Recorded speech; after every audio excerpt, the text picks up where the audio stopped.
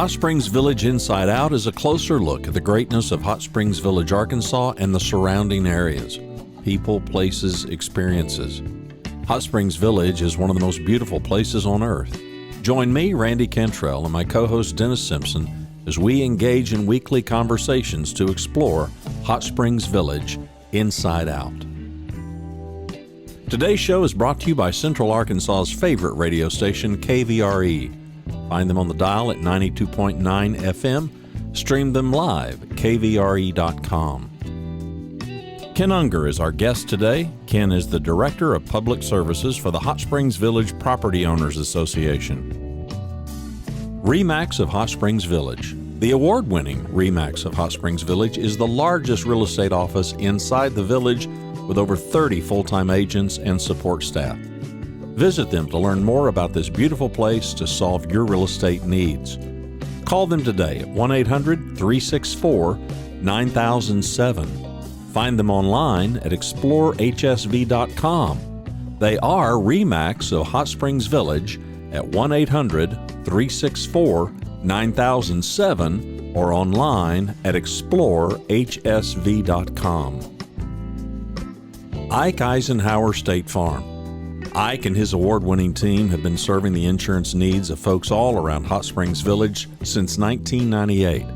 Ike has qualified for State Farm's President's Club, Chairman's Circle, and Hot Springs Village Insurance Agent of the Year. Call Ike Eisenhower State Farm today at 501-984-4100. That's 501-984-4100. Find them online at ikeeisenhower.net. Call them today for all your insurance needs because, like a good neighbor, Ike Eisenhower State Farm is there. So May 11th, a big event. It was a Thursday. According to some folks who have their own private rain gauges, we got north of 8 inches in just a matter of 12 hours, according to some folks. And yep. I know it presented some real difficulties and challenges for you. So let's start the conversation there, Ken, and talk to us a little bit about in real time, what does that look like behind the scenes for you guys? Yeah, well, for me personally, I was sitting in a public service meeting, and it was about 10 a.m. And I saw it was raining out, and it started intensifying. So it had been raining, overnight, and we knew we had a few inches of rain, but nothing came in the next morning. There really wasn't much, but around 10 a.m. that morning, my phone started basically blowing up. And, I had multiple missed calls, multiple customer service requests. And that's the point that I knew we were in trouble. I still didn't know, really how bad, it was until I got out of that meeting, which we got out a little bit early, but it was about 11 o'clock. And as I got out and started looking and calling the people back that had called me, I realized, and it was still raining at that point. So I was like, oh boy, this is not good.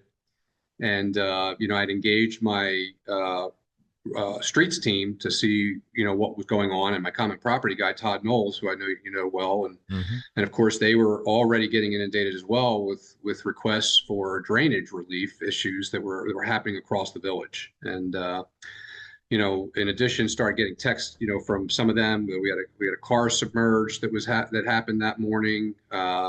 Several pictures of landslides that occurred. Several roads that washed out. Basically, just blew the culverts out of the underneath the road. It was pretty unbelievable. But so as far as how we responded, we have those teams that initially respond to these things when residents call in and submit tickets. But what we wound up doing there was I was about two seconds close to calling and evoking our disaster recovery plan, which would have engaged everyone at that point. We already had PD was involved, fire was involved, my team.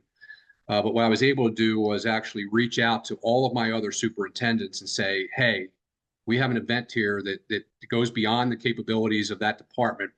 What can you do to support it? And, we have a great team here of people, and the line maintenance group that handles water sewer was out there unclogging culverts that we were getting reports on, helping to deal with flooding, helping to help repair some of the areas that were damaged, and And it was pretty much, I was very astounded by the response of my team and fire and police to being able to basically, I don't want to say get back to normal, but basically within the next 24 hours, we had pretty much everything under control. We had the landslides cleared. We had, culverts back in place with at least gravel over top of the roads on Pizarro and another road, Brilliante, that, kind of washed out. And, life started to go back to normal. We had the lakes team had been extremely busy as a result of that. They still are, frankly, cleaning up debris that's around as a result of stuff washing into the lakes and stuff. But the team responded extremely well. I mean, I couldn't be any happier with how they responded, and hopefully the impact to the residents was as easy as could be, because that was absolutely an event that we don't see very often. And we learned a lot from it, and I've been publishing stories about it as far as how these events affect residents and what they can do to help mitigate it. Because now we know something. We know where stuff's going to wash out, not just on our the main roads, but people's driveways. Where that no matter what we do from a drainage standpoint, we're not going to accommodate that kind of water. So, I've kind of tried to give my fellow residents some guidance there. If you know it's going to wash out, maybe don't put stuff that you want to get washed out there. Right. Put some heavier stuff, or maybe nothing at all. I don't know, but and make sure your driveway culverts are clear. We had a lot of interest now in the driveway culverts, and the fact that some of them have been clogged for years, and now all of a sudden with heavy rains like this, people are getting blown out, and they're going, well, who cleans those? Well, you do. I mean, you own them, you installed them, and we try to help, but the end of the day is you're responsible for ensuring that that's clear and keeping your ditches clear. All those little things that seem like an annoyance really pay off when you've done it in events like this. So yeah, and it reinforces the need that you guys have been on to replace some of these culverts that are really getting long in the tooth. Yeah, and that's one of the great news out of this story was all the culverts that we rehabbed last year, not one of them failed. So awesome. If you want any good news, everything that we touched last year survived that rainfall event on May 11th. There was one area where we had done just some minor work that eroded a little bit, but pretty much everything we touched was still intact and held up. Which again, given that volume of rain, was pretty miraculous. Even those did as well as they did. So. Yeah, I've talked to people that have been in the village for, I don't think I've talked to anybody that's been there for over 20 years, but I've talked to people that have been there pushing 20 years, and, they say they've never seen anything of that magnitude in the time that they've been there. So we're talking an unprecedented event, but to your point, those are events that really can teach us an awful lot of things, aside from the personal responsibility of, okay, the things that you don't want washed away in your driveway culvert. What are the lessons are there for you guys and for all of us, as citizens in the village? I think you want to be very careful. We had that vehicle that drove through a flooded area, and you don't, it doesn't take much water to wash someone or even a vehicle away. So when you see water coming from a lake crossing a road off an outfall, you don't cross it. you turn around and go back. And we got barricades up pretty quick, but I don't know that it was quick enough that people didn't get in trouble. And we were fortunate that the fire department was able to use their ladder truck to get to that individual that went underwater there. But to me, that was one of the biggest things is safety first. And we had people, and I've said this before, we have people that the POA doesn't really design people's homes or their properties. Okay, when somebody comes in here to build, they're on their we assume that they're doing the due diligence and working with an engineer or an architect or whoever it is, a builder, to ensure that their property is built correctly to withstand a worst case scenario. And by meaning that is, you may have drainage issues, but if your house is flooding because of this rain, then something's not right. Something wasn't done to stop that from happening, because nobody thought about this type of scenario. And we had houses on lakes that were basically water was coming up into the doors, into the garages. The whole house was surrounded. Some of these houses were new, where the water was totally surrounding the house on the lake. So I know people want to save money. They don't want to bring in fill to build up the house, or Sure. they want it to be flat.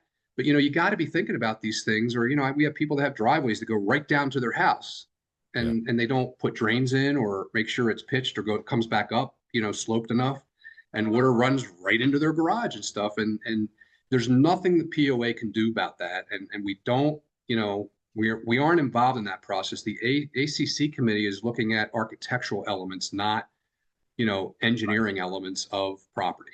Sure. And that hopefully is a big lesson to people in the village, and hopefully the builders and other people out here, that you have to be thinking about what's going to happen when you have events like this, when you're building your property.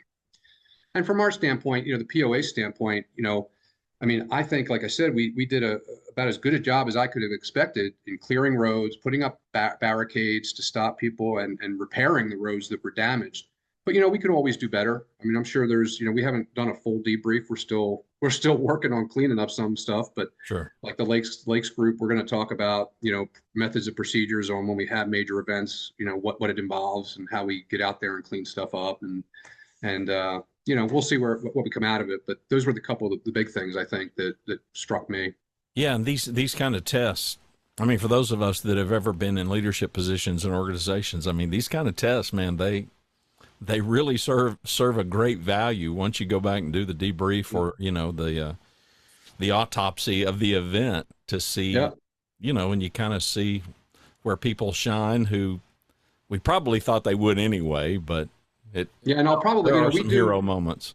we do yearly disaster drills, or we did last year. We have to do them for our dams, and we also want to do them for our emergency action plans. And I haven't written this one up yet per se. We're still collecting information on costs that we incurred, and other things on this. But I'm definitely going to write this up as an event because Sure. at least for my team and police and fire, we and even rec. I mean, I can tell you, rec was out there doing all kinds of work during this. I wasn't really in tune with them, but they had trails blown out. They had other things happening that they were engaged in separately, while my team was out there. So there was definitely some things that we'll learn out of this that we'll put into our disaster recovery plans as we get through it. So. Is it too early to even give any kind of a ballpark range of what this expense might have been, fully understanding that some of these things, I mean, if the culverts that some of that got blown out, Mhm. they were going to be replaced anyway. Well, I'm assuming the cost is going to be higher, but it's not Sure. like it's not like it's 100% expense due to this storm, because it was probably due to be replaced anyway. Yeah, potentially at some point, right? It was probably close to its end of useful life. Obviously we Right. wouldn't have replaced them, and it would have been planned, right, to do it. So, Sure. yeah, but I mean, I think, we're talking tens of thousands of dollars at least in the cost of the culverts that we had to replace, the man hours, the pavement that we're going to have to lay down. So I mean, I don't have a full tally. I don't have a full tally for the organization. I'm working on Sure. my own Yeah. at this point, but I know that's at least in the tens of thousands of what we had to spend to get stuff restored and are still working. Human injury or anything? I mean, because I know safety is a huge thing for you guys, but even for staffers or citizens, I mean, I didn't hear of any. Nope. Knock on wood. Yeah. I mean, this was another example that, I think our teams were smart. They didn't do anything that put them at risk or in jeopardy. And that's, generally the position we take. If it's too risky, don't worry about it. We'll get it when it calms down. We had a lot of people that were, asking for certain things to be done that we just said, we can't do anything about that right now. I mean, it's not safe. It's we'll get over there and work with you when we can get in there and see what can be done. But under the conditions, we just, made the decision not to touch it. So, but yeah, nobody got hurt to my knowledge. And that was a blessing. I assume that this does quite a bit to scramble whatever your work calendar looked like, or your project flow. So talk to us about projects that you've got going now, any in the future plans that you want to share with us, and if this impacted any of those in any significant way. It does. It affects, obviously we have a schedule that we try to adhere to on things like culvert replacements and, service orders for residents that have drainage issues, and I'm focusing on the streets team because they're the ones that got impacted the most as far Sure. as what they were planning to do. So they get set back by whatever time they're spending on restoring the stuff to at least a usable condition. And again, it wasn't horrendous. I mean, they probably spent 3 or 4 days, recovering, but that put, service requests for residents that have, culvert crossings they identified that are blocked or something, behind, and we got inundated with them. So we have a backlog of probably, a month worth of service orders to catch up on. The lakes team, like I said, they've been, working on all of our lakes, trying to clean up as much of the debris as they can. So that's, more or less put them behind on business as usual duties that they're responsible for doing.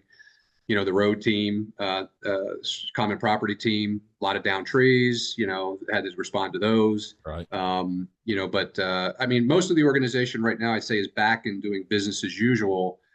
We probably lost about a week and a half on average across the enterprise, having to respond and restore things. But, we have a lot of work going on, and a lot of it I don't know that residents are aware of per se. I mean, we have work going on at our plants. We have work going on in the infrastructure in our networks that, you don't see the people in the house, the buildings doing that work, but Right. Lift station work. We have a lot of stuff going on out there. But what's coming up that residents are going to see, which is one of the reasons I wanted to talk to you guys, was we have a bunch of road work coming up. So, my team has been out there doing, their things with pothole repairs and patching. We have a contractor that's doing larger patching work. They've been doing that for the last couple months. We've had a vendor out there crack sealing predominantly on DeSoto Boulevard to try to protect that road. But we're going to pivot into now some bigger projects that are going to, cause more delays to the residents here. And I wanted them to be aware of what's coming out, and I've been trying to advertise it out here. The first one of those things is going to be the repair of Barcelona Road from DeSoto back to Malaga Way.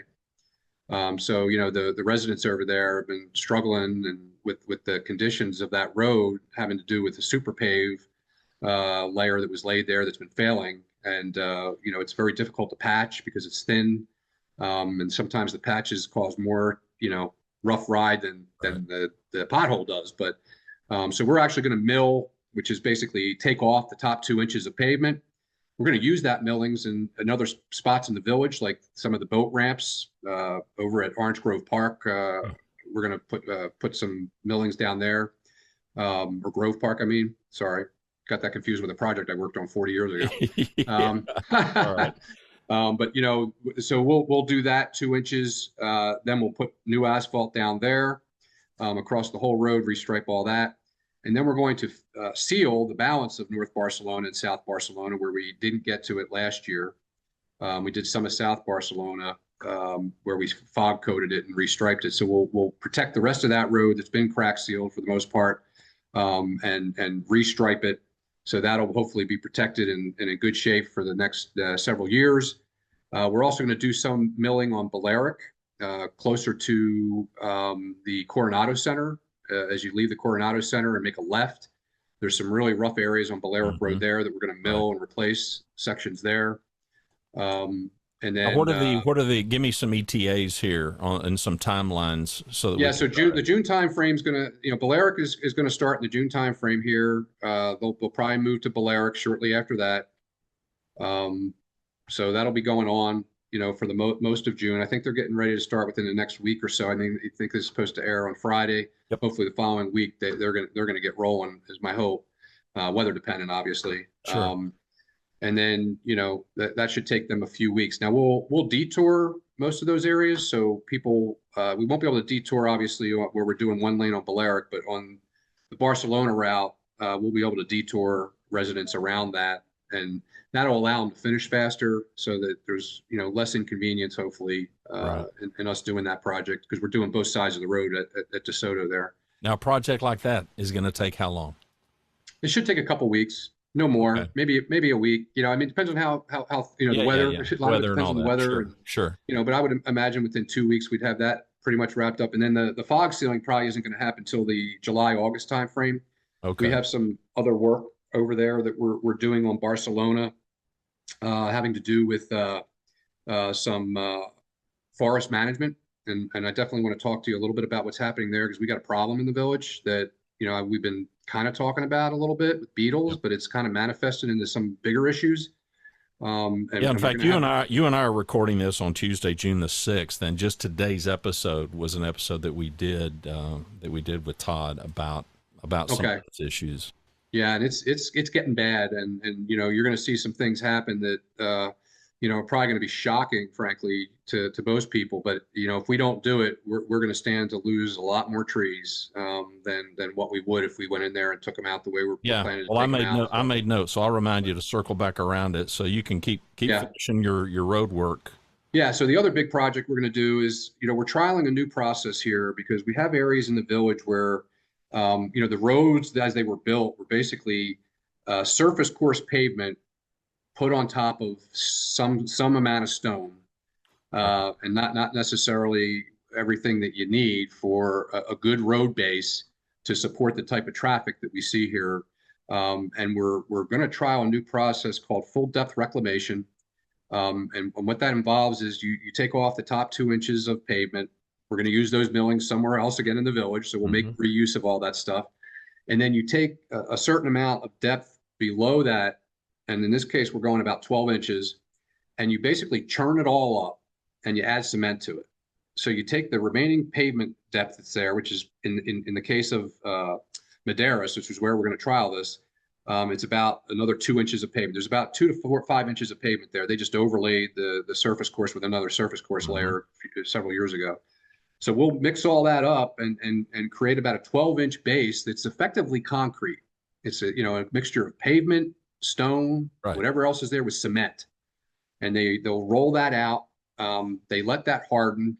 They do a little cracking on the surface of it, and then we'll come back and put 2 inches back down. So now what you have is a 2-inch surface course, which is drivable over top of a 12-inch base. And the hope there is that all the damage that's been done to Madeiras from truck traffic that's been going on from construction back there, that profile will stand up to those loads, and we won't lose that road like we've lost it time and time again. We go in there and patch it with 2 inches of pavement, and it just gets blown out. I mean, I got sections I think one of them we did last year, and it's already got blown out by trucks. So we are potentially changing that a little bit. We were going to do both sides of the entrance, and just shut it down entirely. We're talking to the contractor right now because the section of Madeiras behind where we were going to stop, which is past Al Haja Lane, is actually failing worse than the exit lane on Madeiras. Oh. So we're probably going to change it up, which helps the residents there a little bit, because we were going to direct all inbound and outbound traffic on Madeiras for that project, which was 3 or 4 weeks, to Elcano. So all inbound and outbound traffic would have been coming out of Elcano. And we may still have to do that. We're still talking to the contractor and engineer about it, but what we're proposing to do now is just extend up the inbound lane of Madeiras as far as we can go with what we're under contract for on a square yard basis, and replace that in its entirety. And there's sections in there that are really failing bad that we would have to patch if we didn't do this anyway, just for the short term, which would probably get blown out again. So we figured we'll move everything over. That'll allow us to maintain the outbound traffic on Madeiras, to keep that open, and just have inbound traffic going up Elcano for people to get in. And that project's going to start on July 10th, tentatively right now. We waited till after the July 4th holiday. Right. And it'll run for 3 to 4 weeks is the anticipated construction. I'm going to say 4 weeks, and if we get done early, then people will be happy. Right. But and hopefully when we're done, we'll have some time there to see how it holds up, and it should hold up fairly well. Most roads built with a 12-inch base, if it's done right. Big base. That's a big base. How old is that? How old is that technology? Is this relatively kind of a new technology? I mean, I haven't heard of. No, I work with city governments, but I don't dive into all the engineering and stuff. But I mean, it sounds like a really killer solution.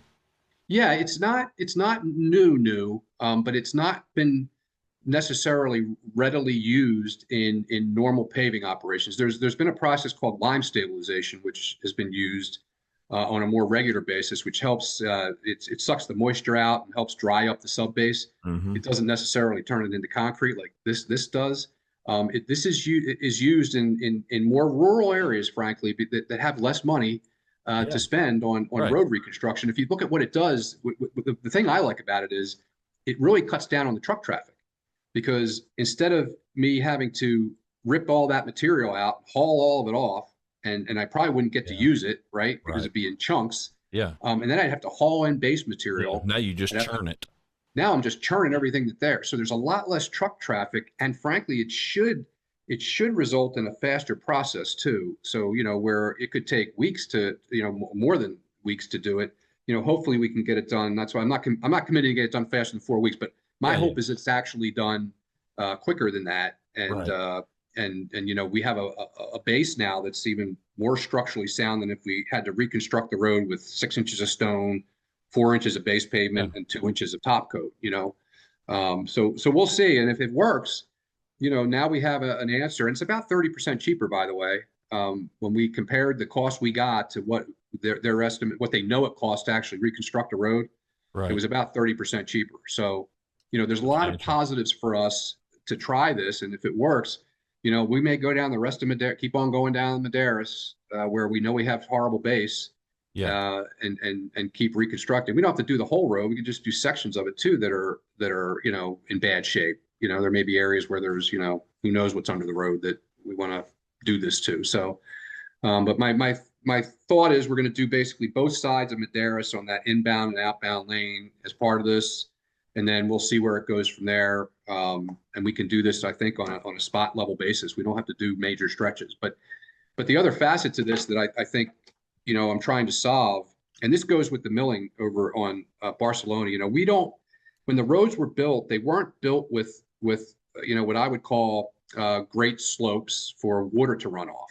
Mm-hmm. Now the Madeiras entrance isn't too bad, but things like Barcelona, the roads were paved basically in the contour of the ground, and what that causes is water. We have a lot of problems seeing the white lines on the road when it rains, and we put some reflective pavement markers on the right and left sides of the roads. Actually, if you've been up here recently, to help people see in the rain at night. But what we're going to try to do with this is actually ensure that the roads are crowned properly, that they have cross slope on them so that water runs off, and that'll help preserve the road as well longer. Right. So the less water that pools on the road, the better off the road's going to be from a survivability standpoint. So all that's going to be part of this process. That the longer stretches we can do, the more we can redesign it properly when we reconstruct it. If that makes sense. Yep. So. Yeah, absolutely. Okay, so that's set for beginning the week of July the 10th. Correct. Taken will go a month. Correct. So, what else, like over the summer months, that you really would like to handle? Anything else? Well, we have some some water main projects going on. So we have a section on Pontevedra lane that is a perpetual rupture section. The pipe was built on rock. It wasn't properly bedded, from what we can tell, and we've had a lot of issues there, and had to tear up the road to fix it multiple times. I think twice since I've been here. So we're going to replace a section there that's been problematic. As tied to that project, we're actually going to complete some interconnections that were never done, that improve the resiliency and redundancy in feeds to some major neighborhoods. That when we had certain cuts, we had to cut off water to hundreds of homes, and now we'll be able to avoid that by these smaller interconnects that we're going to tie into this project. So those are two, and one of those is on Barcelona. So that's when I was saying we're gonna fog seal a little bit later, because we got to do some of this water main work on Barcelona first. We don't want to fog seal and then do the water main work. And then the rest of it's on Carmona between Fresno and Pontevedra. So, those are a couple committed water main projects that we have. We have a couple more, at least one more that I'd like to try to do this year. We'll see how it goes. And then, another big project that the community isn't going to see was, we promised that we were going to change out the chlorine feed, which is gaseous chlorine feed in the water plant, to hypochlorite. Well, that project was awarded about 3 weeks ago. We just signed the contracts. I think Kelly just signed them yesterday. Yesterday's Monday, right? Yeah, I think he just signed them yesterday, and We're going to start that process within the next 30 days. And, pending lead times on some of the equipment, we'll have it done this year. I'm not sure exactly when, but that's a big one. You probably heard where my team took over and is working on the rehabilitation of the Whirlpool room in the Coronado Center. And without committing to a firm opening date, because I can't, because I don't control the opening of it. Yeah, right. I can tell you that my team's going to predominantly be done in there within the next week. So the last thing we had to wait on, the last thing we had to wait on was the flooring vendor to get in his schedule to be able to pour the floor that's going in there, and it's going to be, hopefully a good floor that will last as long as I'm here. Yeah. And then, we replaced the ceilings, we re-insulated the place, we improved the air conditioning in there, the electrical we improved. We did a lot of things in there. The lighting is going to be different. For some people, it may not look like it's dramatically different, but hopefully for those people that use it on a regular basis, will notice a difference in the aura of that room and how clean it is, because that's the essence of what we're trying to do, is clean it up and make it look new, and hopefully have it not rust. Like, they used a drop ceiling in there with metal. Yeah. We have a plastic ceiling in there now, so it should never rust. We use spray foam insulation up in the rafter areas, so that will hopefully help improve the environment in there and reduce cooling costs as part of it. So there's a lot of things we did, and I don't have the full tally on that, but I think we did it for a pretty darn good price. So we'll give the information on that when we're done. But that's a big one that we took on unknowingly. We weren't going to be involved in that. We just said, yeah, we'll do it, and worked with Rec to get it done. So that was a good one. I don't know. I got a lot. It's a shame you're not busy. Yeah. That's just a small faction of actually what we're doing. Believe it or not. Of course. Well, it's a lot of that front facing stuff. But listen, I a lot of the projects we do, they don't. You probably wouldn't even know what they mean. Like there's stuff like pressure valves. Do you know what they are in the water? Most people wouldn't know what they are, but they're everywhere in our system, and we're rehabbing those. So there's stuff we're doing under the scenes that hopefully will improve our future here in our distribution systems and our sewer system. We got a lot of sewer work going on. We've been working on the main sewer lines into a lift station called Cortez now for about 6 months. And, we have grand plans there because we have to upgrade Mill Creek plant one way or another. That plant's 50 years old. It's a package plant. You can't buy the components for it anymore. So you're either replacing all the elements in it or you're doing something different. And right now we're looking to do something different. We're potentially going to bypass it. As crazy as that sounds, but we're going to put a lift station at Mill Creek, and we're probably going to try to pump the flow, the treatment part of that plant to Cedar Creek, where we have a lot more room to grow. Yeah, we can grow more efficiently. Instead of having to add 2 of something, we can just add an extra one to increase the capacity.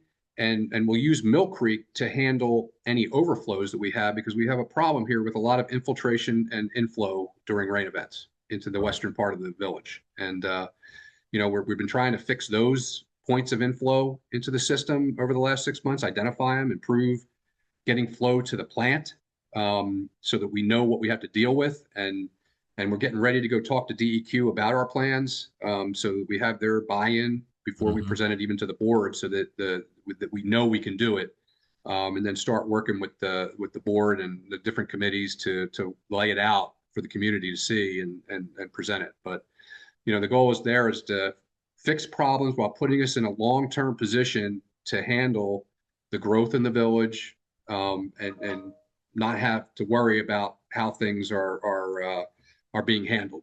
So we'll see. Well, and I've got appreciation that, come on, anybody that's in your line of work knows that there are some things that there are some circumstances where patchwork is the best solution in the short term, but it certainly isn't the way that you guys are conducting business, so far as I can tell, and trying to look at something that more long term can solve the problem. Yeah, you have to. I mean, things like water sewer, you can only patch so long. Number one, the state won't let you just do that. They won't let you just keep patching. At some point and I think the village has been under consent decree in the past for for issues related to water and sewer. And then you're forced to do things that you don't necessarily want to do. So, my position is, we know we got problems. Let's talk to the community about those problems, get it out there, and then figure out a long-term plan that works for the village and works for this, the governmental agencies that are regulating us, and then figure out how we're going to do it. And I think we're close. This is something I've been working on since I got here. Refining the engineering firms we're using, making sure we got the right ones, and then starting to put these plans together that we think are going to solve all these problems at the most economical approach that we can. Right. So, any other engineering kind of things or road kind of things that you want to talk about before we circle back around to the forestry challenges that we've got?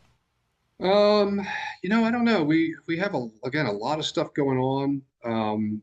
I don't think from an engineering standpoint that people are looking at. We've been kicking around water meters since one of the first things I got into here was water meters, and there was this grand scheme to replace all the water meters with these remote monitored meters. Right, smart meters. Yeah, smart meters, and that sounds great. I mean, and I did some research on them. I'm like, oh, these are great. I even had one installed in my house so I could see how great it was supposed to be. And I've looked at it twice since I've had it installed. And the reality is, like, for something like that, if you're a utility and you're trying to improve your revenue, it might be a good thing to do, especially if you have a huge commercial base. If you have a huge commercial base, going wireless and smart technology makes sense. But when you're the owner of the utility, right? Yeah. Because we own our own utility. Right. Spending millions to bill ourselves more to pay for those millions doesn't really make a lot of sense from a business case. We don't have a lot of commercial here. We got 200 plus entities that are commercial. The rest of it's all us. So when I went back and looked at it, and I just floated this past the Public Service and the Finance Planning Committee, there's no real financial benefit to us to go smart meter. I mean, we may offer it to residents as an option, but the difference between a smart meter and a regular meter is a regular meter is like $85, a smart meter is $335. And then you got to pay a monthly fee. That's right. So, we have to replace meters. You're not supposed to have meters that are 30 or 40 years old, but that has to do with calculating your water loss, because you don't want to lose, that in your numbers. But, I think from a POA standpoint, our most cost-effective approach is to stick with, regular meters and do smart meters where it helps us. Dangerous locations, right. Commercial maybe. And then, if residents maybe want to buy them and spend that, because it's going to be like 400, 500 because we got to install them, and then pay a higher monthly bill for them. And maybe we offer that as a convenience. I'm still working that out, but so that's something that I've been, it's been on. And of course, there's always the trash. That's always a big the trash. Yeah. Yeah. So we just purchased a second commercial trash truck. We only had one, and it broke down this week, which was unfortunate. So that creates a very undesirable situation for us. Yeah. So the board approved the second commercial truck, and that also opens up our ability to maybe do some things for some POA residents that left the fold of the POA sanitation department, and do things in an economical way for them and bring them back into the fold in the future here, which, I plan to talk to somebody very well in the near future about, what we can do to help those people who may be ready to be shocked by a price increase of some sort. Right. So we'll see where that goes. And, I'm always thinking about how we can, when we do something, how we can help, sure, improve the lives of residents here. So that's one thing. So, yeah. Good. All right. We'll circle back around to the forestry and dive into that however deeply you want to. Yeah. So, I don't want to steal, Todd's thunder here, but, when I got here, they were doing a clearing project off of Inisiador and DeSoto, and, because of a beetle infestation. Right. And, that was kind of the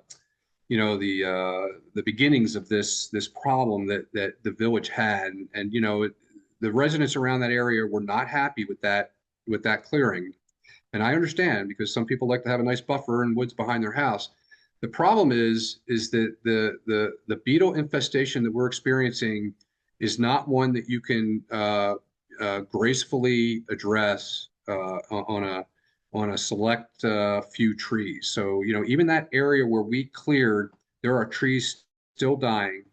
some of the remaining pine trees are still dying there, and now it's spread further west in the village. So, we have, you may remember I talked to you, before this, we were handling all the forestry on our own. Yes. We would hire a logger come in, take out those trees on Anissiodora, and Right. he wasn't a forestry management guy. He was just a guy cutting trees down. Nice, great guy. We could work Sure. with him a lot, Tim Cosby. But we did not have people really evaluating. We had some foresters on the Common Properties Committee, active foresters, and they were telling us we got a problem.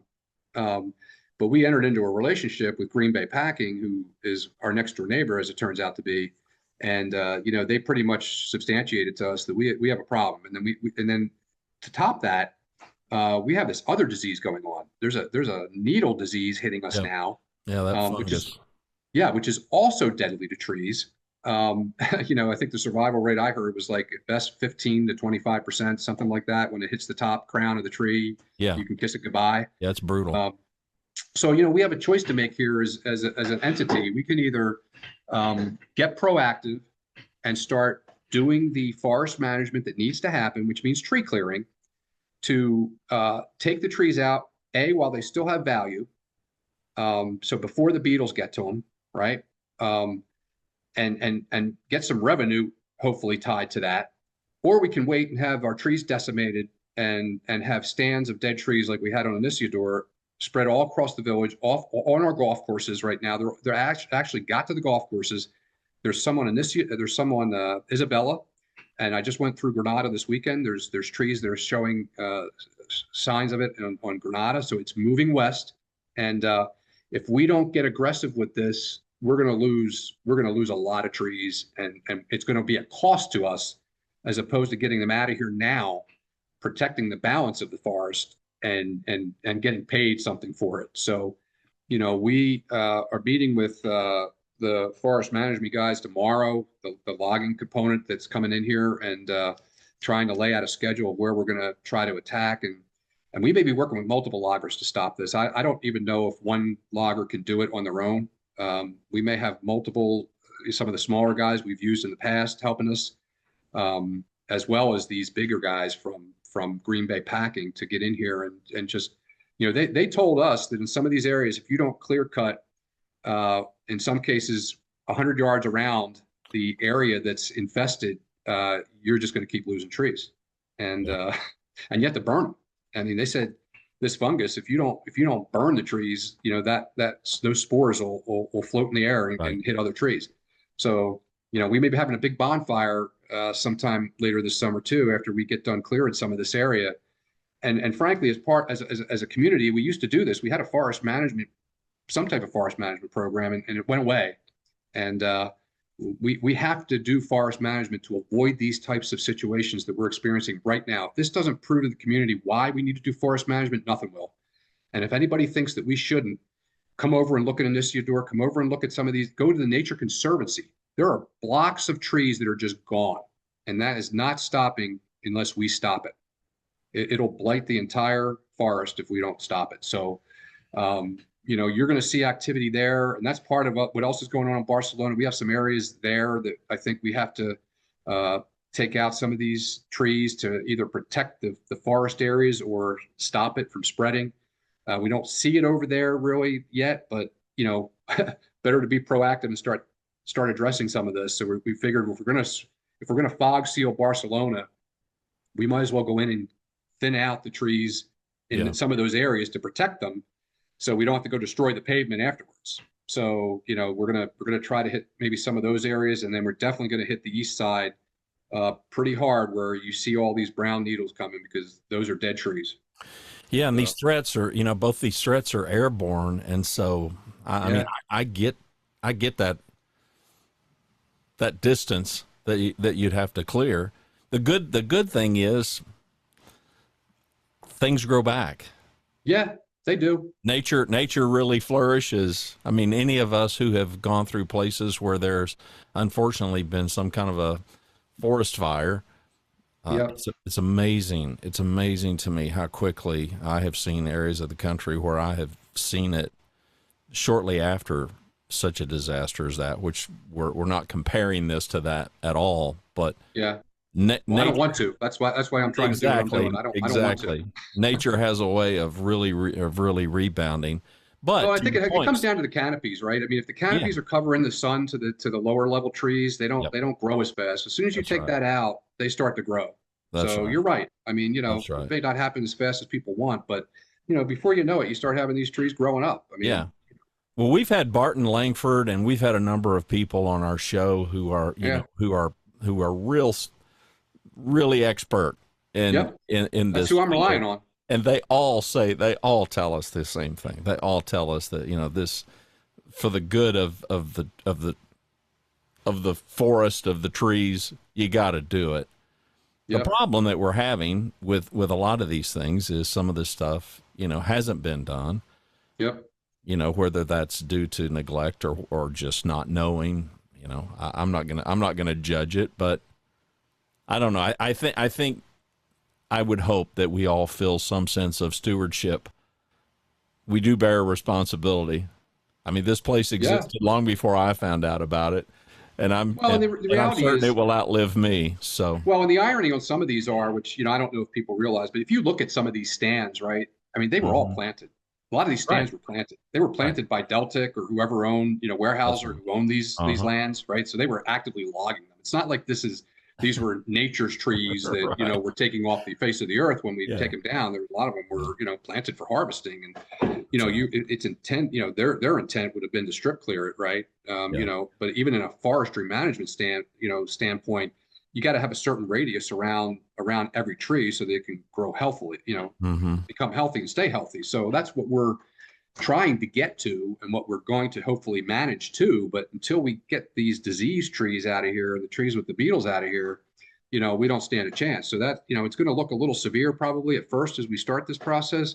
But once we're confident that we've cut it off, which I hope we can, then it'll become more, not as drastic. It'll be, Right. hopefully, we'll still have trees in each area. It Sure. just won't be Yeah. as, Yeah. How optimistic are the experts that you're relying on that this can be mitigated in some way? I haven't heard anybody say that it can at this point. All they're telling us is you need to get in there and start cutting. Yeah.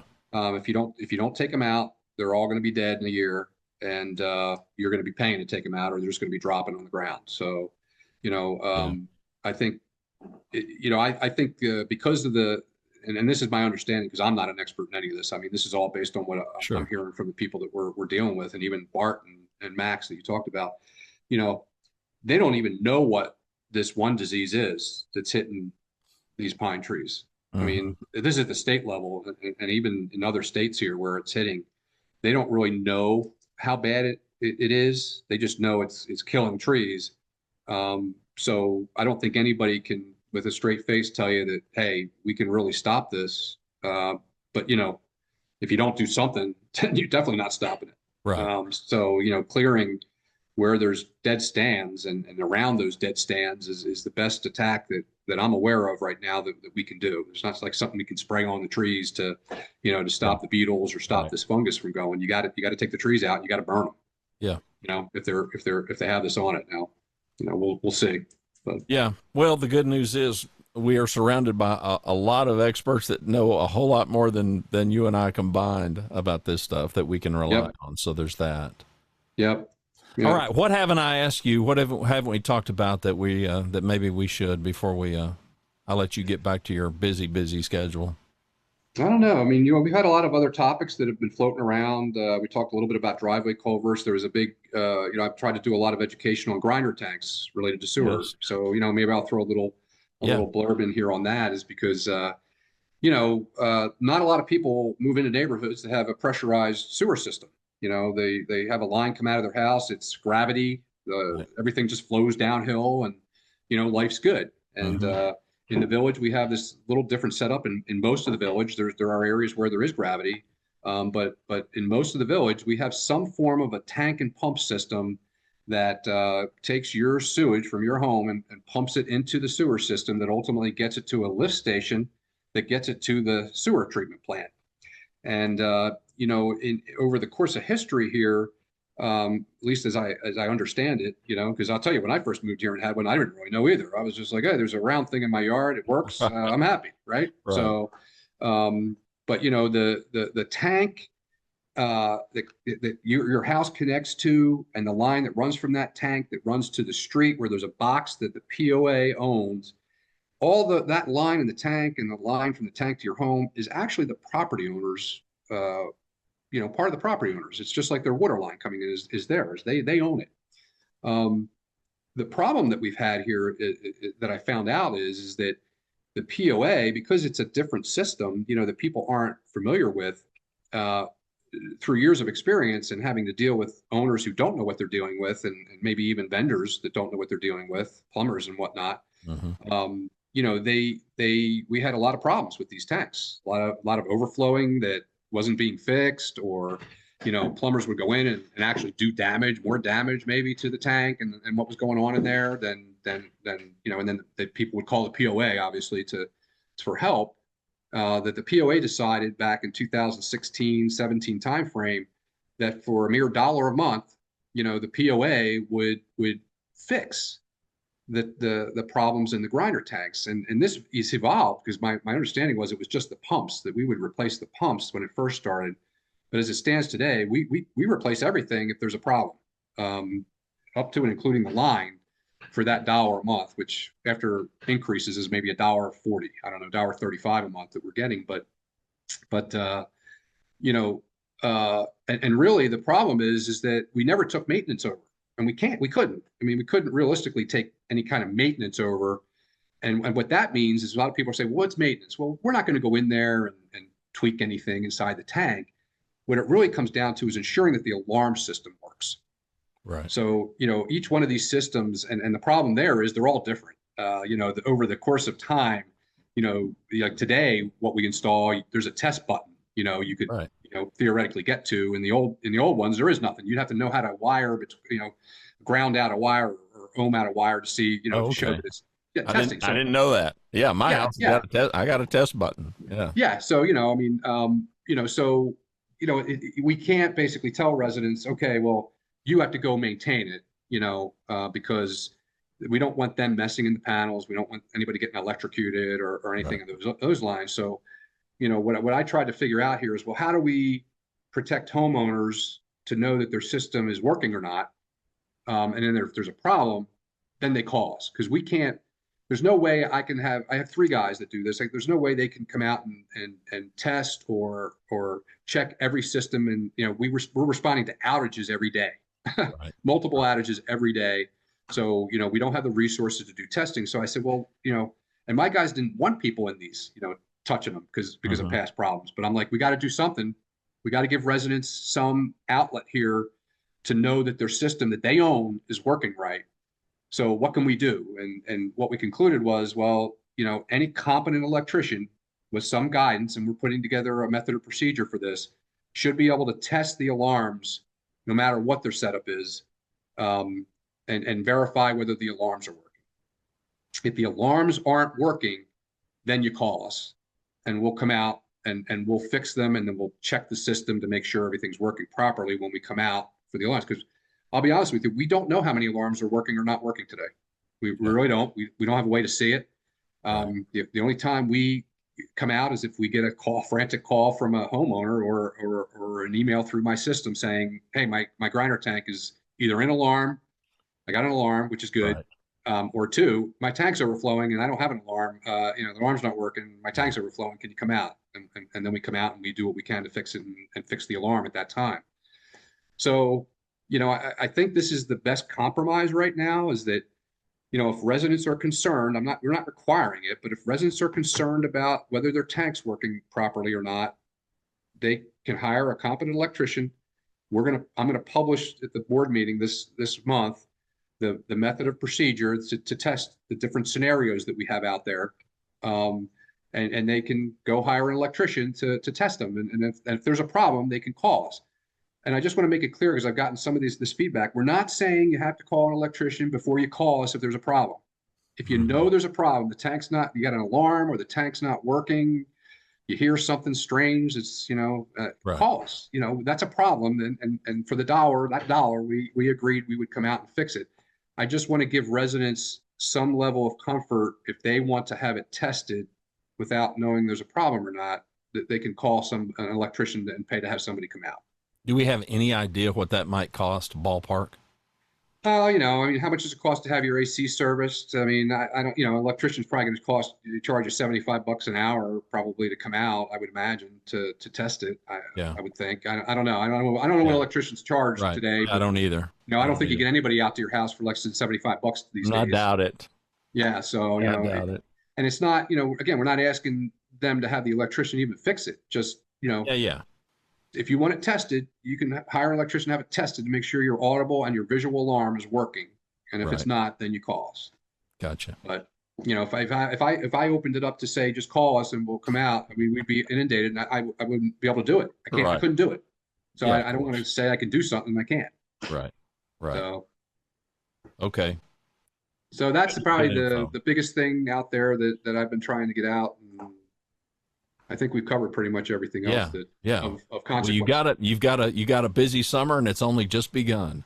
Yeah, but we're doing a lot. Like I keep telling. Yeah, you we're are. getting a lot done. We got culverts starting up actually at the end of this month. So the balance of the lining that we didn't get to last year, Yeah. we'll have all culverts from 36-inch up that were considered class one, totally rehabilitated. We're actually doing a demo of a new process for culverts smaller than 36-inch. It's really cool, actually. It was patented in Australia.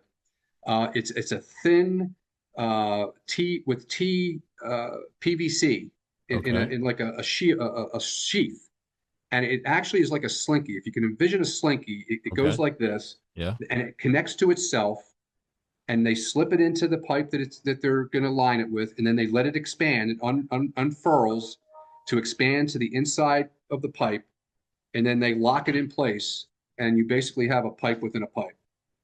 So it's That's an engineering feat. it is, and and interestingly enough, the American distributor of this is in Little Rock. So, we're having them the first. I know they may have more, but Yeah. the first distributor this in the U.S. is in Little Rock. So How we met with them. fortuitous. Yeah, we're going to do a demo this tomorrow actually, and it's comparable in cost to the cementous lining that we're doing on the larger pipes. Yeah.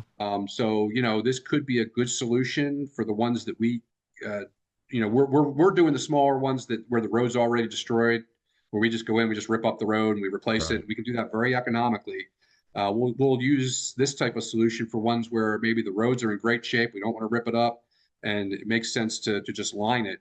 And we'll do a similar like what we did with the cementous lining. We'll have a number we do every year, and it may be the answer. We have other resin lining technologies that we can deploy here, but this is one we thought, hey, this is new, this is different. Let's check it out and see what it looks like. So we Yeah. got that going on. No, it's awesome.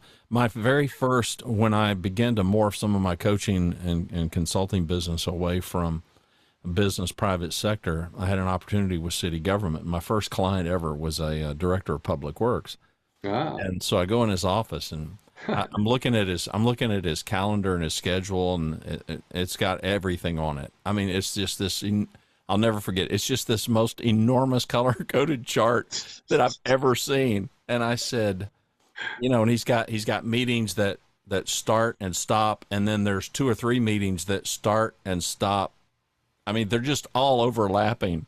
yeah. Then he's Yeah. got his projects. So he had his calendar at the top and he's got all these projects below it. And I just looked at him and I said, your chart is an engineering feat. He was a master engineer from A&M and had long time professional engineer in city government. And I was amazed. So I got Well, in this position, I got great respect. I got great respect for your department and all the folks that do the stuff that you've got to do. I mean, it's very infrastructure intensive for sure. well, and it's this position specifically is really where so many hats. I mean, the umbrella of this position is huge. If you look at everything that it encompasses, it's got public utilities, public works, sanitation. Right. You got lakes and dams. I mean, we got stuff going on in dams and stuff too that we didn't even. I mean, I guess I could keep you on here for hours talking about everything we got going on. I got a long list of Yeah, updates that I give to my boss that's every week, and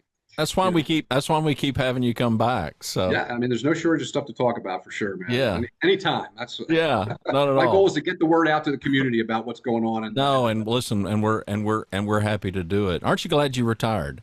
Oh yeah, yeah. Well, that's another whole show. We could touch on that, but Yeah, you know, yeah, yeah. We definitely let's just say I got we need a to sense of circle back around it. accomplishment of all the things that we do every day. And I'll tell you what, I say this, I've said this in the past, and we have great people working for us. We are very fortunate here with the dedicated people, and I'm not talking about Kelly and myself, the people the residents here. I'm talking about the people that have been here. I mean, I got people that have Hmm. been here 40 years, 30 years, 20 years that live in the area that this has been their entire career, and they love the village, and they do a great job. They're extremely dedicated to helping support us. And I mean, I couldn't be more honored to be working with them and helping them to do the things that we're doing today. It's really been a pleasure, and that's been probably not, I want to say a surprise, but it's been one of the greatest things that makes it easy for me to do this, is that we do have people that care and want to do good and work their butts off every day. I mean, we don't have a lot of people, I will say that, and and I always tell them, I said, look, I'm trying to build a special forces here, not an army. I want the best people doing what they want to do, enjoy it, and give them what they need to do it so we can be successful. And we got a good crew, so I'm really happy. Yeah, well, we're all happy that you're there and happy that you're all on the job too, because it keeps the place special for all of us. Thanks Yes, for being sir. with us. You're welcome, sir. You have a good one. Thanks for watching and listening to Hot Springs Village Inside Out, a weekly podcast starring Hot Springs Village, Arkansas. Visit the website at hotspringsvillageinsideout.com.